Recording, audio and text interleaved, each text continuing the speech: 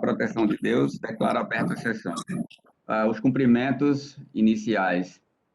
A doutora Sandra, que está substituindo a desembargadora Judite, e é a primeira vez que ela integra esta Câmara com esta composição, que eu me recordo. Seja bem-vinda, doutora Sandra. Um prazer enorme julgar com Vossa Excelência na composição. Temos o desembargador Saraiva, que está substituindo o desembargador Vigílio, e também é a primeira vez que ele integra essa composição da Câmara Civil. Prazer, Saraiva. Seja bem-vindo à nossa sessão de julgamento. Doutor Silvio já esteve conosco ano passado. Um bom retorno para nós, doutor Silvio. Muito bom estar com todos. Obrigado, Fernando. Nós começamos com a parte judicial, em que tem preferência os processos com sustentação oral. Normalmente, eu inicio pelos processos remanescentes das sessões anteriores, que dependiam de sustentação oral. E nessa ordem, é o processo 334, que é da relatoria da desembargadora Zeneide, é um agravo de instrumento, que tem como agravante LCEDO e agravado MEDM. 334. Algum advogado presente para sustentar neste processo? Os advogados são João Victor Torquato Peixoto e Marcelo Azevedo Xavier. Nenhum advogado presente, então ele fica julgado virtualmente. O processo seguinte é o 338. O 338 é a apelação civil 080-32-38, município de Natal, e Graciliano de Souza Freitas Barreto. Aliás, é um advogado, o apelado. Algum advogado para sustentar neste processo? Nenhum advogado julgado virtualmente. Processo seguinte, 340. É a apelação 080-82-51, Estado do Rio Grande do Norte, Ipotim Corporações Imobiliária Limitada, Rádio Poti S.A. Algum advogado para sustentar neste processo? Estou presente, Excelência, Fernando Filho, pela apelada Potim Corporações. Ok, doutor Fernando Caldas. Presidente. Doutor Fernando, Vossa Excelência tem a palavra por até 15 minutos. Senhor presidente. Senhor presidente. Pela ordem, senhor presidente. Pois não, desembargador, tem a palavra. Senhor presidente, desse processo, o desembargador Vigílio já votou. E talvez não convenha submetê-lo, inclusive, a debate, porque Sua Excelência não está presente. E eu não terei como rever o voto já dado por Sua Excelência. Então, a minha sugestão é que esse processo seja retirado de mesa. Desembargador Saraiva, é porque a gente faz o voto antecipado para confirmar no dia da sessão. E no dia da sessão, o voto será proferido por quem estiver presente e acompanhar a sustentação oral. Há processos que não têm sustentação oral, então o voto de desembargador Vigílio, fosse o caso, ficaria como votação antecipada confirmada hoje. Mas como há sustentação oral, o voto do desembargador Vigílio não será considerado, porque ele não pode acompanhar a sustentação oral, e prevalecerá o voto dos julgadores que estão presentes na sessão e que acompanharão a sustentação oral. Além disso, na composição originária, o desembargador, por isso que o desembargador Vigílio votou, porque, aliás, na composição originária, o desembargador Vigílio não integraria esta turma, né? Então, a votação seria com o voto da relatora, o meu e o da doutora Sandra. Vossa Excelência só irá manifestar voto se for eventual ampliação de quórum em outra sessão, mas nessa não, desembargador Saraiva. Então, o voto do desembargador Vigílio não será considerado, porque a turma é formada por desembargadora Zeneide, aliás, desculpa, que eu e a desembargadora Sandra, tá? Então, nós podemos julgar porque a turma será esta. Eu, desembargadora Zeneide e desembargadora Sandra. O Fernando, pode fazer a sustentação. Eu fiz a proposição. Eu fiz a proposição, presidente, pela ordem. Fiz a proposição para deixar assentada a minha posição. Certo. Nos votos que o desembargador Vigílio já se manifestou, seja emitindo voto ou suspensão, não me manifestarei. Ok? Ok. Tá bom. Então, mas neste desembargador Saraiva é possível a gente julgar. O Fernando pode começar. Obrigado, excelências. Excelentíssimo senhor presidente, desembargador Ibanez Monteiro, excelentíssima senhora relatora, desembargadora Maria Zeneide, excelentíssima senhora desembargadora, professora Sandra Lali, excelentíssimo senhor desembargador Saraiva Sobrinho, excelentíssimo senhor representante do Ministério Público, colegas advogados, servidores e servidoras deste egrégio Tribunal de Justiça. A presente apelação envolve 3 partes: o Estado do Rio Grande do Norte, ora apelante, e as apeladas a Rádio Poti, hoje pertencente ao Sistema Opinião de Comunicação, é o maior grupo de comunicação do Nordeste, controlado pelo médico cearense, fundador da Apivida, Cândido Pinheiro, e a Poti Incorporações, a minha cliente, controlada pelo empresário potiguar, Marcelo Alecrim, fundador da Alessat, distribuidora de combustíveis. Para uma melhor identificação das apeladas, já que ambas utilizam a grafia Poti no nome, eu irei chamar a minha cliente Poti Incorporações apenas de incorporadora e a Rádio Poti apenas de rádio.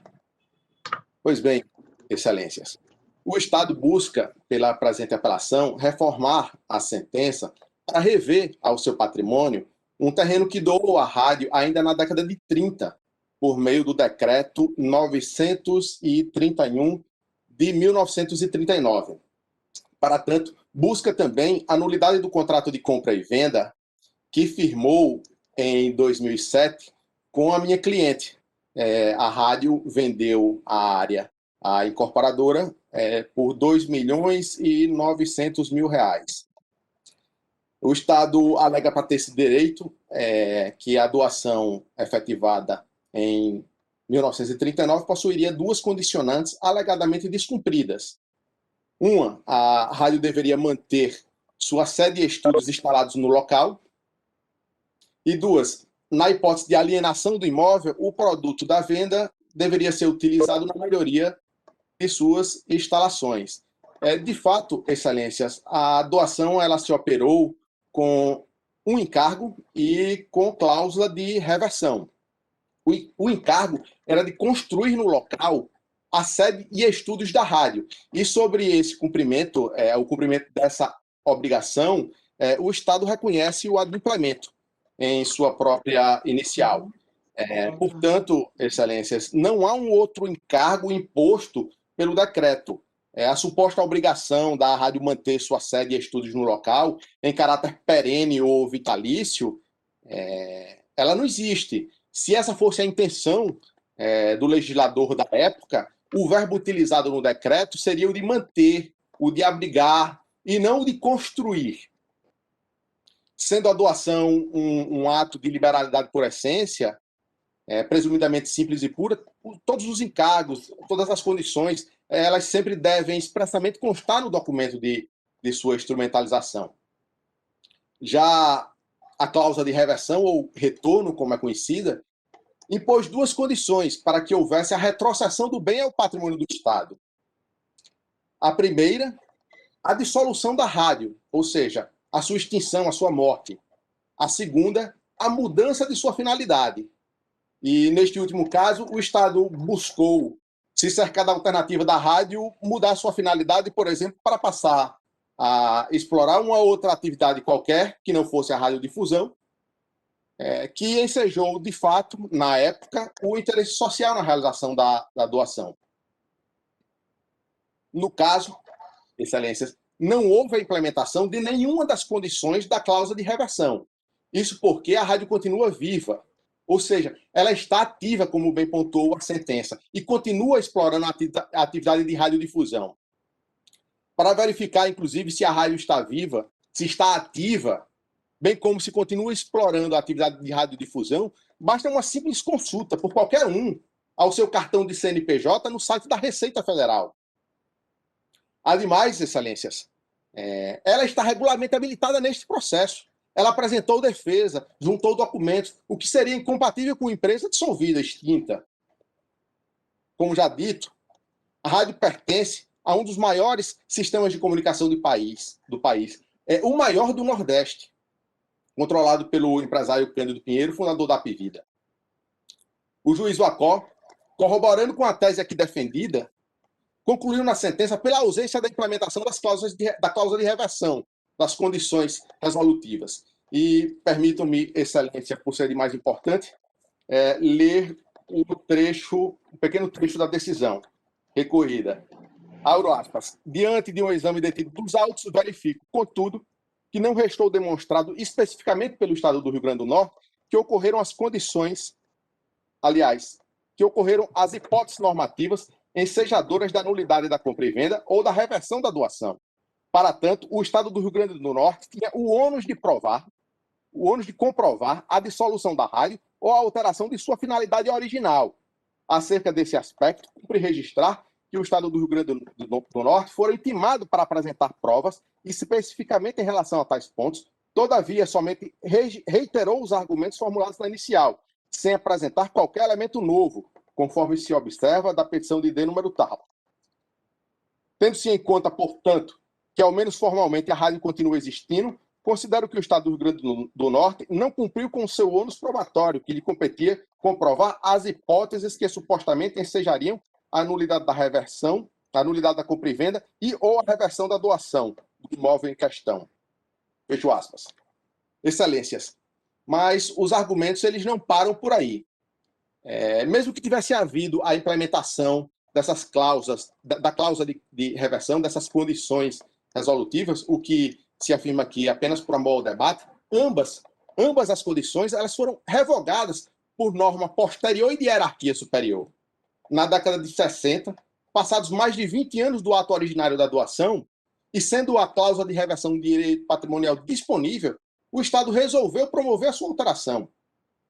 Por meio da Lei 2.980, de 1963, promulgada para atender um pedido da própria rádio, o Estado autorizou a venda do bem, revogando as disposições em contrário, para estabelecer uma nova condição. E permitam-me ler, Excelências, o dispositivo da lei. Artigo 1º. Fica a rádio pode ser autorizada a vender os terrenos doados pelo Decreto 731, de 4 de abril de 1939. A autorização vigorará para qualquer tempo, desde que o produto de venda seja revertido na melhoria de suas instalações. Artigo 2º. Esta lei entra em vigor na data de sua publicação, revogadas as disposições em contrário. Pois bem, Excelências, a lei estabeleceu que a rádio poderia vender o bem, abro aspas, desde que, ou seja, uma condição, que o produto da venda fosse revertido na melhoria de suas instalações. E foi justamente o que aconteceu quando, no ano de 2007, a minha cliente, a incorporadora, pagou pela área R$ 2.900.000. E nos 2 anos subsequentes, a rádio construiu sua nova sede e aplicou a integralidade dos recursos na obra, investindo, além dos R$ 2.900.000 da venda do imóvel, mais quase 3 milhões advindos de recursos próprios do grupo empresarial. A nova sede da rádio custou exatamente, Excelências, R$ 5.878.962,30. Ou seja, é o dobro do valor esperado pela norma. E tudo está provado nos autos, com os documentos juntados pelas apeladas. Finalizada a construção, a rádio informou à Procuradoria o cumprimento da nova condição estabelecida. e mesmo sem haver qualquer exigência legal, ainda manifestou que não haveria qualquer objeção em gravar um novo imóvel, aproximadamente R$ 100 milhões, com uma nova cláusula de reversão, já que o antigo imóvel já havia sido vendido à incorporadora. A atitude da rádio, excelências, adotada por liberalidade, seguiu as lições do doutor em processo civil pela USP e ex-conselheiro do CNJ, professor Paulo Lobo, no seu livro Direito Civil, Contratos, da editora Saraiva. Ele cita que a determinação do bem a terceiro, abro aspas, a cláusula de reversão não produzirá efeitos pelo desaparecimento de seu objeto, provando que o produto da alienação onerosa foi convertido em outro bem, neste estará subrogada a reversão, fecho aspas. E nunca houve essa objeção por parte da rádio. Bem, a revogação da cláusula de reversão, ela não passou despercebida também pela sentença. E permitam-me mais uma vez aqui a leitura de um pequeno trecho. Abro aspas. É preciso levar em consideração que a Lei 2.980, de 63, autorizou, sem qualquer margem de dúvida, a venda do bem que havia sido doado à Poti, à Rádio Poti. E o Decreto 731, de 1939, não pode se sobrepujar à referida lei, especialmente por ser instrumento editado em data posterior ao decreto. A previsão de reversão, contida no referido decreto, apenas se operaria caso não tivesse sido modificada por lei e ainda tivesse o autor apresentado os elementos probatórios para a condição resolutiva indicada na norma posterior. E não se diga que o autor não teve oportunidade para produzir prova, o que lhe foi sobretamente facultado. Bem, excelências, essa tese defendida pelo Estado, no sentido de que a nova condição estabelecida pela lei de 63 surgiu para se somar às condições resolutivas do decreto de 39, ela não pode prevalecer. Vejam, como já dito, a lei de 63, ela surgiu, ela foi promulgada para atender um pedido da própria rádio, diante de sua necessidade de vender o imóvel. Logicamente, se era para atender um pedido da própria rádio, o intuito da lei, o seu espírito, não era de impor mais gravames à propriedade e piorar a situação, como sustenta o Estado em sua apelação, e sim facilitar, liberar a venda do bem sem maiores restrições. Por isso mesmo, a norma promulgada revogou as disposições em contrário, ou seja, restrição mais severa à cláusula de reversão, o único gravame existente. Estabeleceu restrição menos severa de a donatária reinvestir o valor arrecadado com a venda do bem na melhoria de suas instalações, o que de fato ocorreu, como já foi dito, conforme consta da farta documentação dos autos. E aqui, pegando emprestado as lições do professor Carlos Maximiliano, em seu livro sobre hermenêutica, nós tivemos o cuidado de consultar os materiais legislativos preparatórios à promulgação da Lei de 63, juntado aos autos, a mensagem do governador, o projeto de lei, os pareceres, os votos, que demonstram de forma inequívoca essa intenção do legislador de facilitar a venda do bem, para atender justamente o pedido da rádio. Vejam, excelências, o que a mensagem do governador da época, ao encaminhar o projeto de lei à Assembleia Legislativa, fala, permitam-me a leitura de trecho importante. Tenho a honra de transmitir a Vossa Excelência o projeto de lei incluso que autoriza a alienação de terrenos doados à Rádio Poti. A pretensão da Rádio Poti está justificada, o que mostra que a lei foi promulgada para atender o pedido da rádio. O poder público, continua, não tem razões para criar privilégios de tratamento. Outras empresas que posteriormente aqui se instalaram para explorar a radiodifusão tiveram quase que de imediato a autorização agora pretendida por aquela que foi pioneira no Rio Grande do Norte. Assim ocorreu com a Rádio Cabugi, pela lei número tal, como também em relação à Rádio Nordeste, pela lei número tal.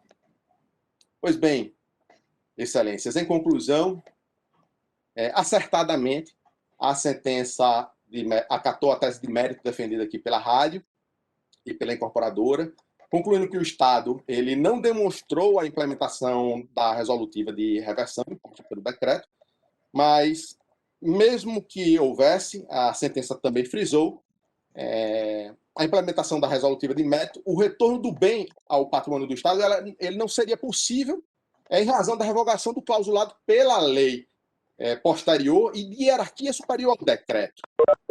Apontou ainda, excelências, a sentença, e há provas nos autos que demonstram a conversão do produto da venda do bem na melhoria das instalações da rádio, ou seja, na construção da nova sede, que custou à empresa 6 milhões de reais, ou seja, valor bem superior ao pago pela minha cliente, a incorporadora. Por fim, destacou a falta de lógica na atitude do Estado buscar a retrocessão do bem ao seu patrimônio, ignorando os critérios previstos em uma lei de sua própria iniciativa. Como visto, Excelências, nada justifica a reversão, muito menos ainda a nulidade do contrato de compra e venda firmado entre a minha cliente e a Rádio Poti no ano de 2007. São essas as nossas contrarrazões, pela qual pedimos a manutenção da sentença. Obrigado, Excelências. Somente o doutor Fernando Caldo se inscreveu. Nós temos, então, a matéria em debate, que enseja outras discussões. Nós encontramos aí divergência de voto, então nós já temos alguns votos inicialmente consignados e em que aponta divergência de entendimento. Então, nós temos o voto da relatora, que concorda com a tese apresentada pelo advogado, que acaba de sustentar, e temos a tese, o voto divergente, que eu proferi, e a desembargadora, eu vou dizer desembargadora Sandra, a desembargadora Sandra, porque Vossa Excelência está no cargo. Então, há essa divergência consignada pela desembargadora Sandra e pelo voto. Então, há necessidade de ampliação de quórum e que haverá a sessão com o quórum ampliado para a continuidade do julgamento. Até esse momento, o julgamento fica suspenso para continuar oportunamente. Obrigado, Excelências. Ok. Passamos ao processo seguinte, que é o 341,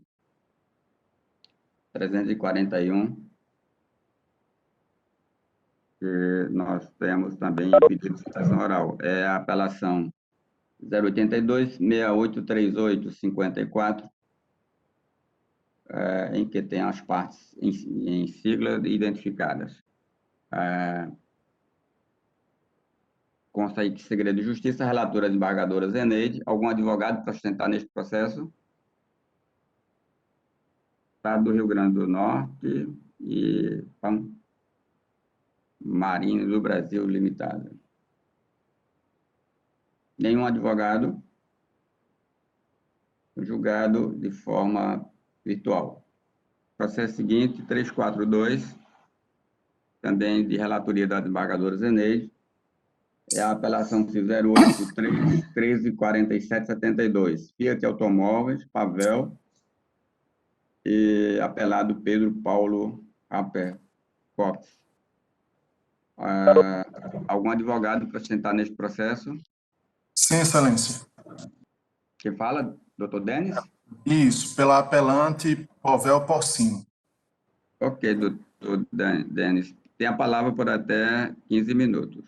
Excelentíssimos senhores desembargadores, que compõem esta egrégia segunda Câmara Civil do Tribunal de Justiça do Estado do Rio Grande do Norte, excelentíssimo Procurador de Justiça, colegas advogados e advogadas, servidores deste tribunal que se encontram presentes nesta sala, muito bom dia.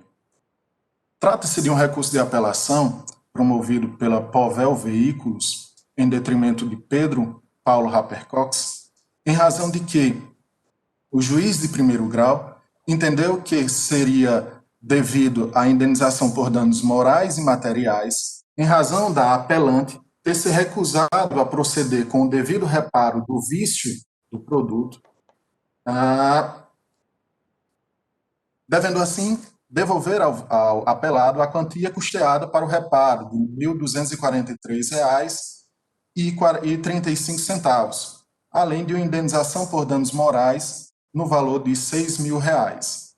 Acontece, Excelência, que a decisão de primeiro grau deverá ser reformada em virtude de que, primeiro, o apelado adquiriu o veículo 0 quilômetro, mas no dia 27 de março de 2013, perante a empresa recorrente, e que o veículo veio a apresentar problemas de arrefecimento depois de 2 anos, no dia 22 de abril de 2015, já com 45 mil quilômetros rodados e, portanto, fora do prazo de garantia, tendo em vista que o prazo de garantia, de acordo com o manual do veículo, era de apenas 12 meses, e então o veículo apresentou problemas com mais de 2 anos de uso.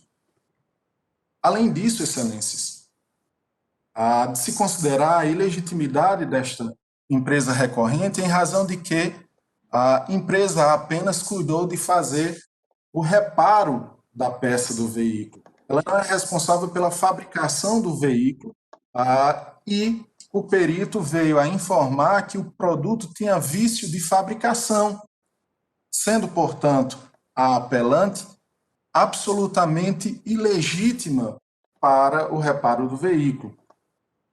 No que se refere ao dano moral, Excelências, e esse aqui é o que eu friso com maior importância, há de se considerar que o veículo já havia sido utilizado pelo apelado por mais de 45 mil quilômetros, por mais de 2 anos. E, além disso, depois de ter apresentado o problema, o veículo não ficou muito tempo na empresa.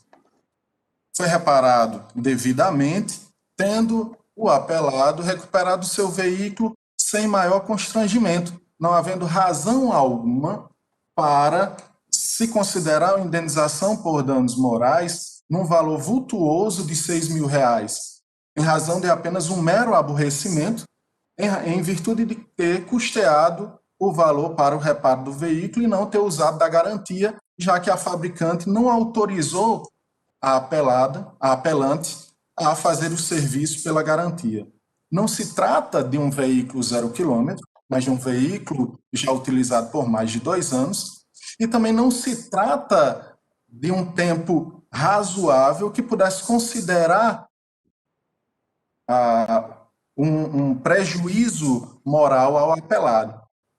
Por tais razões, Excelências, a apelante requer a reforma da decisão para afastar a obrigação, para afastar primeiramente a sua responsabilidade, haja vista ser ilegítima, e, de forma alternativa, para afastar a sua obrigação de reparar o dano material e também o dano moral, tendo em vista que não há razão alguma, mas apenas um mero aborrecimento suportado pelo apelado.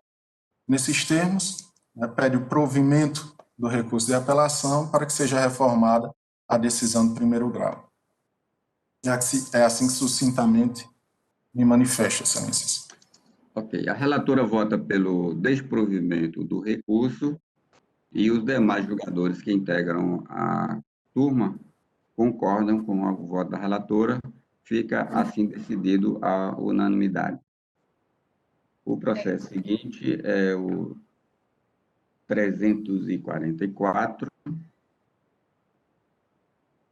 Eu queria só confirmar a parte pela qual o doutor Denis Tavares sustentou. Foi pela parte apelante, a Fiat e Povel. Povel Porcino, tá. Obrigada. 344, apelação civil 0840010, Francisca Marilda da Silva Oliveira e Itaú Financeira. Algum advogado para sustentar neste processo? Nenhum advogado se manifestou, decidido de forma virtual. O outro é o 345, apelação civil 085513418, Adriana Paulo da Silva ME, a apelante e apelado coordenador de arrecadação, controle e estatística, fazendo fiscalização. Algum advogado para sustentar neste processo? Nenhum decidido de forma virtual. Concluímos os processos. Nos processos da sessão anterior, nós temos, desembargador Saraiva, por gentileza, o processo 346, o desembargador Vigílio alegou suspeição. Neste, eu indago se Vossa Excelência pode proferir voto, porque ele não votou, ele alegou suspeição. Presidente, Vossa Excelência pode examinar e depois se manifestar se for o caso. presidente, como eu sustentei naquela questão de ordem, nos processos em que o desembargador Vigílio se manifestou, seja votando ou alegando suspeição, eu não atuarei.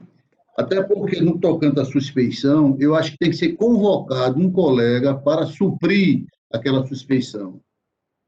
Então, é meu entendimento. Ok. Assim também será no 347, que há alegação de suspeição do desembargador Vigílio. Então, deve ser a mesma. Aliás, o desembargador Vigílio, nesse caso, deixa eu confirmar, o desembargador Vigílio alega suspeição também. Então, não serão julgados, Leilo, esses dois processos. Ok? No processo 348, já há voto, mas penso que precisa ampliação de quórum porque tem divergência. E o 349 já foi adiado, então os processos da sessão anterior estão resolvidos. Retornamos aos processos da sessão do dia e começamos com o 85, que há pedido de sustentação oral. Mas esse 85, o 85 e mais 111, 117 e 132 são de relatoria do desembargador Vigílio. Como ele não está presente, né, está de férias, não poderão ser julgados. Esses 4 processos ficam adiados para a sessão em que o desembargador Vigílio se encontrar presente. Na sequência, temos o processo 151, é o agravo de instrumentos 080, 61, 61, 63, agravante Eliane Costa da Paz e agravado Abreu, administradora de imóveis e condomínios, EIRELI, relatoria desembargadora Zeneide. Algum advogado presente neste processo? Nenhum advogado se manifestou, decidido de forma virtual. Processo 156, agravo de instrumento 080, 72, 85, agravante Ádila dos Anjos Pereira e outros, agravado a PEC. Relatoria desembargadora Zeneide. Algum advogado presente neste processo? Excelência, Paulo Coutinho. Doutor Paulo fala pelos agravados. Pelo agravado da PEC. Um caso que já foi julgado, Excelência. Na verdade, esse não, mas outros a Câmara já apreciou. O voto da relatora é pelo não provimento do agravo. Isso, atende por completo. Obrigado, doutor Paulo. Agradecemos a compreensão. Obrigado, bom dia a todos. Bom dia. O processo 157 é o agravo do instrumento 080, 92, 64, 15, em que agravante Alisson Humbert, de Souza Ramos e outros, e agravada a PEC também. Algum advogado para sustentar neste processo? Ou era doutor Paulo Coutinho também, não conto o nome dele. Nenhum advogado presente, então certamente era o doutor Paulo, que os dois assuntos são semelhantes, então decidido em votação virtual. Okay. O processo seguinte é o 210, apelação 082, 034367. Banco Mercantil do Brasil é o apelante, e a apelada Maria das Dores da Silva e outros. Relatoria desembargadora Zeneide. Algum advogado para sustentar neste processo? Desembargador, pela ordem, excelente. Desembargador Ibanez, eu queria tirar só uma dúvida. Eu fiz um pedido de sustentação oral em um processo de relatoria desembargador Vigílio. No caso, todos os processos que estão pautados para essa sessão, que são de relatoria dele, não serão julgados nessa sessão? Com sustentação oral, sim, doutora Carolina. Sim, Porque não dá para ele é o relator e não dá para ele ouvir a sustentação oral e fazer alguma apreciação dos argumentos de sua sustentação. Então, todos eles serão adiados para a sessão do dia 9, que é quando teremos a sessão por videoconferência novamente. O dia 9. Então, eu já pode considerar que o julgamento fica para o dia 9. Já está registrado na ata que foi adiado para o dia 9. Tá bom, era só para tirar essa dúvida. Então, nesse caso, eu vou me retirar da sessão. Tenha um bom dia, doutora Carolina. Bom dia, um feliz ano novo a todos. Bom trabalho. Obrigado. Então, nenhum advogado para este processo que eu acabei de anunciar, julgado de forma virtual. Processo seguinte é o 262. 262 é o agravo de instrumento 080-4492, agravante Bianca Caroline da Cunha Germano, agravado Unimed Natal, e eu sou o relator. Algum advogado para sustentar nesse processo? Sim, desembargador. Doutora Isabelle Rebouças. Bom dia, doutora Isabelle. Bom dia, tá desembargador. Bem? Tudo bem? Bom dia a todos. Posso começar? Vossa Excelência fala pela Unimed Natal. Isso, que é a parte agravada. Agravada. Isso. Meu voto é pelo não provimento do agravo, doutora Isabelle. Certo. Satisfaz a pretensão de Vossa Excelência? Sim, desembargador. Então, vou suspender a sustentação. Ok.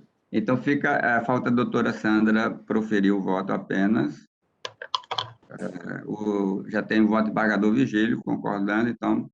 Economiza nosso tempo. Já proferi, Excelência, é porque eu anotei todos numa folhinha para esperar as sustentações. Definido a unanimidade, doutora Isabelle, pelo desprovimento do agravo.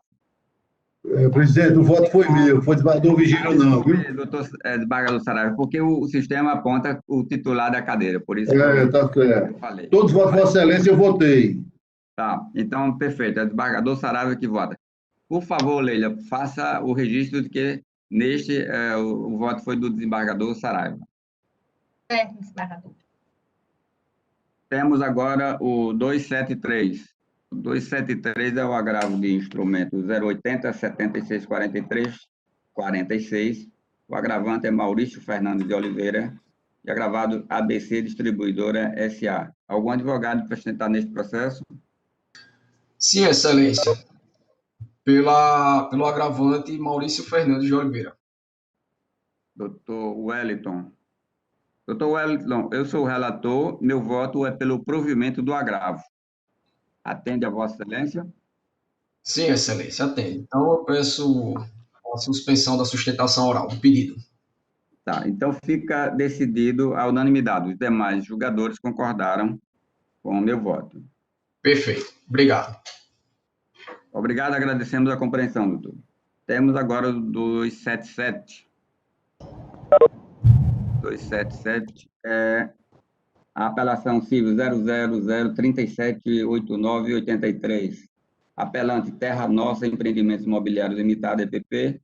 Apelado município de Macaíba. Algum advogado para sustentar neste processo? Eu, Excelência. Doutora Isabela Barroso. Isso. Fala em nome de quem, de qual das partes, doutora Isabela? Da Terra Nossa, Excelência. Da agravada? Da apelante. Terra Nossa. Da apelante.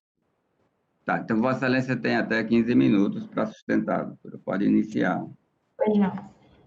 Excelentíssimos senhores desembargadores, colegas advogados, servidores de agreste tribunal, excelentíssima membro do Ministério Público. Bem, a apelante foi notificada inicialmente para pagar o IPTU da competência do ano de 2012, relativo a um terreno certo? No valor de R$ 4.924 e realizou esse pagamento até a data de vencimento, não ficando inadimplente em qualquer momento. Ocorre, Excelência, que após o pagamento, né, ela foi surpreendida com uma nova notificação para pagar exatamente também o IPTU da mesma competência, qual seja o ano de 2012, só que no valor vultuoso de R$ 140 mil, entendendo que havia um engano, né, um flagrante equívoco do município de Macaíba.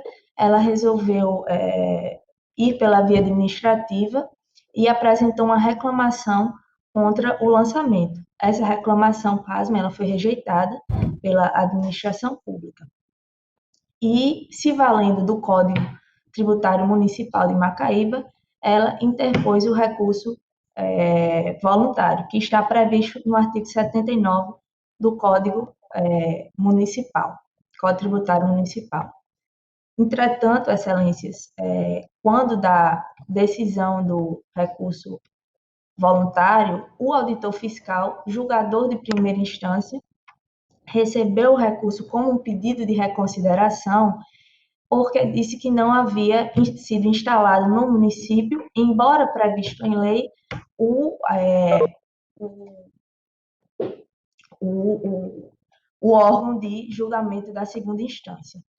E esse fato, né, embora a gente não possa negar que o STF ele deixa de conceder aí ao segundo grau de jurisdição administrativa um caráter constitucional, uma proteção constitucional dos entendimentos extraídos do STF, a gente pode concluir que, uma vez instituído por lei, esse segundo grau ele deve ser, sim, cumprido sob pena de ferir outros princípios constitucionais, como no caso o princípio da legalidade, que é, inclusive, quando se trata de um âmbito tributário, o princípio da legalidade estrita. Eu vou pedir licença a Vossas Excelências para ler um trecho do voto do ministro César Peluso, no julgamento do recurso extraordinário 38359-3 de Pernambuco, que foi, inclusive, que deu ensejo à súmula vinculante número 21, que, embora não trate rigorosamente do tema ora exposto, trata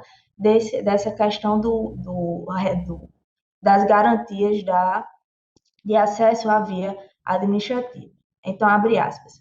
Uma vez franqueada ao contribuinte pela legislação subalterna via de acesso à instância recursal administrativa, não faz sentido impor-lhe exigências desproporcionais que terminem por inviabilizar o manejo do próprio remédio recursal, instituindo-se direito subjetivo e, ao mesmo tempo, frustra-se na prática o exercício. Nisso, a efetividade da norma constitucional que prevê o direito de petição é alvitada pela exigência do depósito recursal prévio.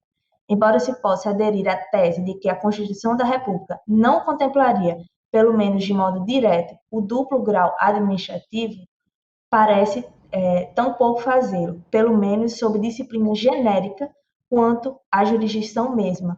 Sua concreta previsão na legislação inferior deve-se acomodar-se aos princípios constitucionais, a cuja luz não fora demais filiar-lhe a obrigatoriedade na amplitude que a Constituição da República confere e assegura também no processo administrativo.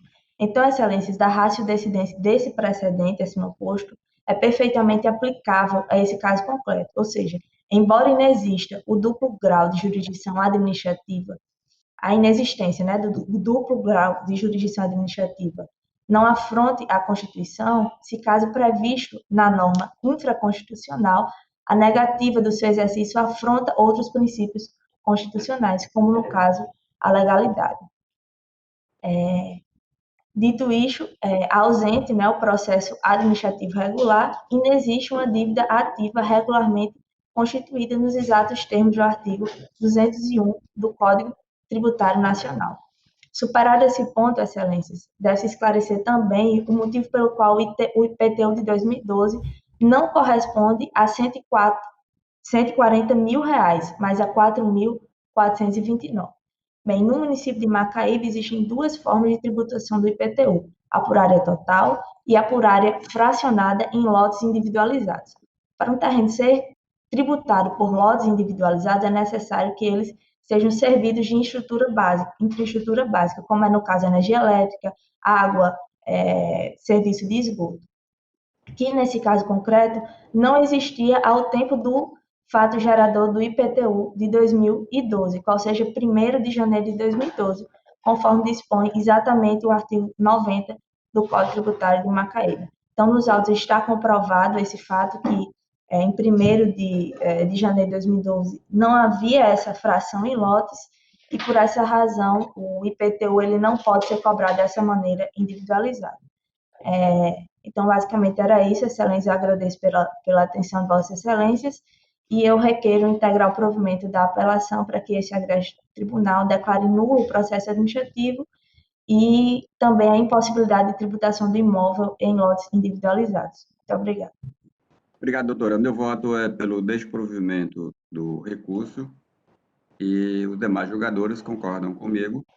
A decisão fica à unanimidade. O processo seguinte é o 293, é a apelação 00151 1543 64. Dias Hotéis e Turismo, apelado Minas Gerais. Algum advogado para sustentar nesse processo? Sim, eu, Excelência. Patrícia Esse é um agravo Fernandes. interno. Sem agravo interno, não cabe sustentação oral. Ok? De fato, Excelência. De fato, quando chegou eu me habilitei, mas de fato, de agravo interno. Tá, e o agravo interno está sendo desprovido. À unanimidade. O processo seguinte é o 310. A apelação civil 081 54 69 29, apelante Gamesa Eólica Brasil Limitada, apelado Estado do Rio Grande do Norte. Algum advogado para sustentar neste processo? Sim, Excelência. Juliana Brito. Doutora Juliana. Eu gostaria de fazer um esclarecimento, Excelência.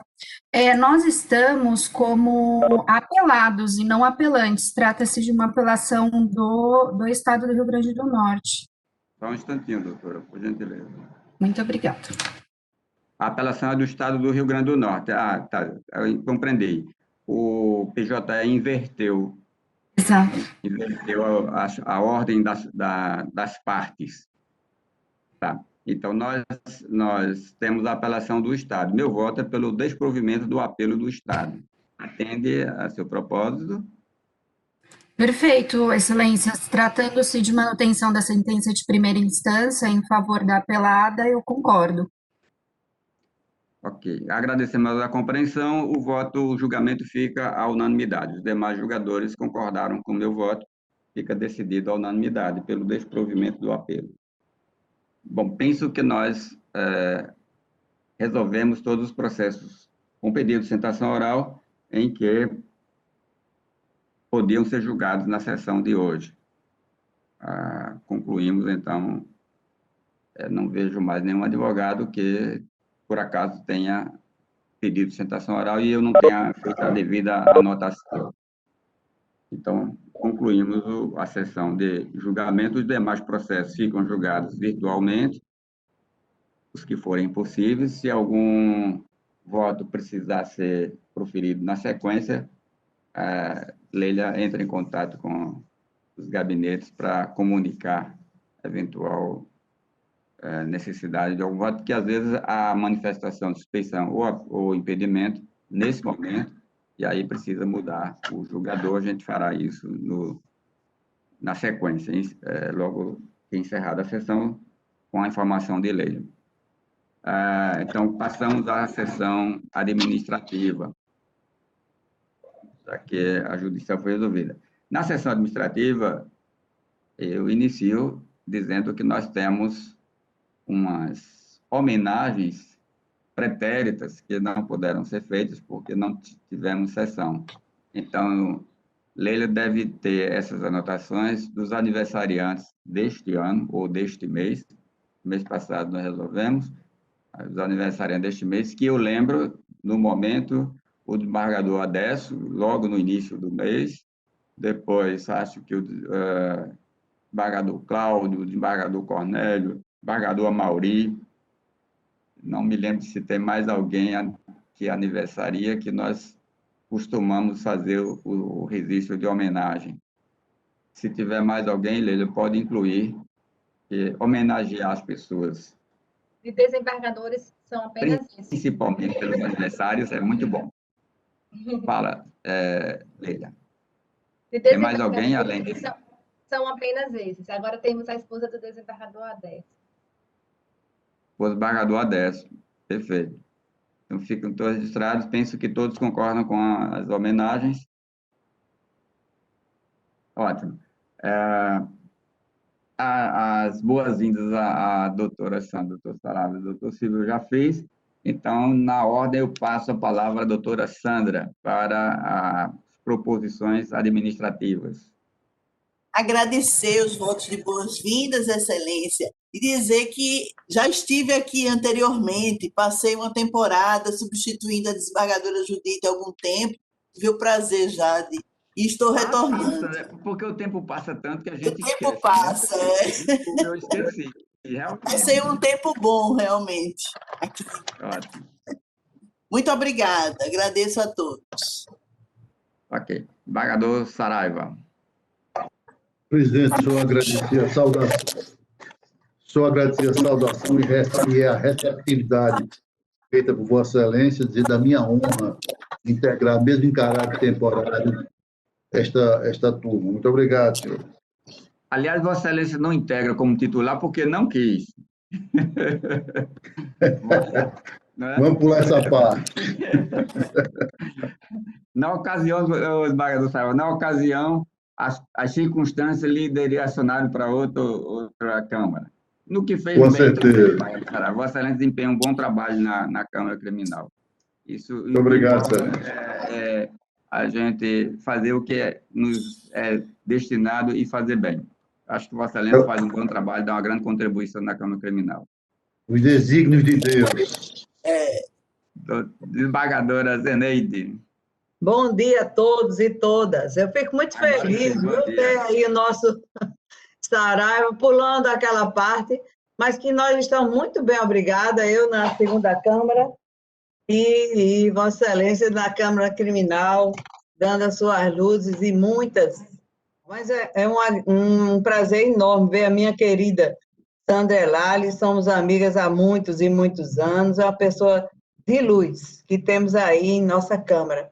Mais uma, doutor Silvio, que é o cara que eu digo que é o cara, né? Porque nós trabalhamos naquelas demandas que poucos gostam de fazê-lo, e é um homem que realmente é um cidadão que se preocupa com o terceiro, e principalmente esses meninos que estão por aí, né, doutor Silvio?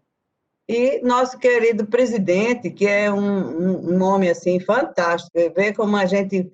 Quase 400 processos hoje, a gente já terminou. Isso é o que foi de bom, o que é de bom, aliás, é exatamente essa celeridade que a gente tem dado aos nossos processos em face da pandemia, que, aliás, muitas lágrimas têm tido esses efeitos em face de doenças, de falecimentos, mas muita coisa de sucesso a gente conseguiu fazer.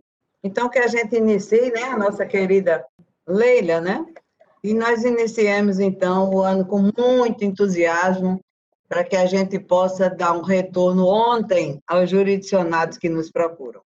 Obrigada a todos. Doutor Silvio, tem a palavra.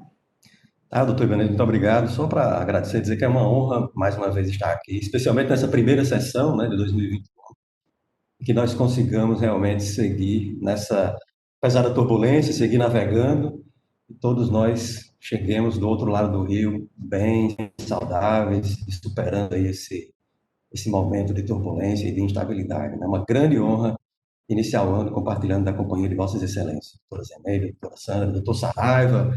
Um prazer grande revê-lo depois de tanto tempo, entendeu? E é uma honra e até a próxima. Obrigado. Um abraço, amigo. Um abraço a todos. Bom, declaramos assim encerrada a sessão e alguma coisa que for necessário, podemos falar por outro canal. A todos um bom dia e amanhã retornaremos na sessão do Pleno, se Deus permitir. Um abraço e encerramos a sessão de hoje com êxito, né? 349 processos, só não julgamos o que não foi possível, mas o restante foi resolvido. Obrigado.